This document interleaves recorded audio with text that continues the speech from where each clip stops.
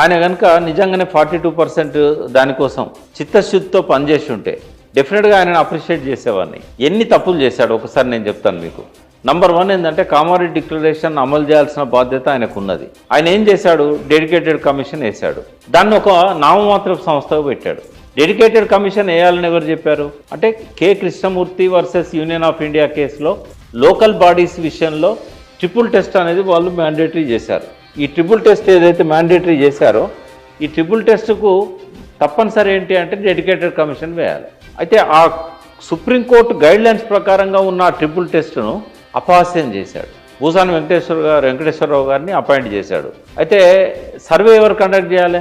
Dedicated కమిషనే చేయాలి. ఎవరు conduct చేశారు మీరు చెప్పండి, నేను అడుగుతున్నా. జిఏడి చేసింది. జిఏడి ఎట్లా చేస్తుంది? డెడికేటెడ్ కమిషన్ వేసిందే సర్వే కోసం కదా. ఒకటి. సెకండ్ పాయింట్ ఏంటంటే సర్వే చేసిన దానిలో ఒక ఇండిపెండెంట్ టీం సర్వే చేయాలి. బట్ బాగా బిజీగా ఉండే మున్సిపాలిటీ వాళ్ళను ఈ ఉద్యోగులలో ఎవరైతే ఎమర్జెన్సీ సర్వీసెస్ చేసే వాళ్ళు ఉన్నారో వాళ్ళని సర్వేకి పంపారు. వాళ్ళు ఒకసారి పోయి నాక్ చేశారు డోరు. ఆ ఇంటి పెద్ద మనుషులు లేనప్పుడు మళ్ళీ వస్తామని చెప్పారు, మళ్ళీ రాలేదు. ఇంటికి నోటీస్ అంటే ఇచ్చారు. మరి వీళ్ళెవరు కూడా నమోదు చేసుకోలేదు. సిటీలో 40% సర్వే జరగలేదు, గ్రామాలలో 30% జరగలేదు. బట్ జరిగిందని చెప్పి తీసుకొచ్చి ఒక లెక్క చెప్పారు.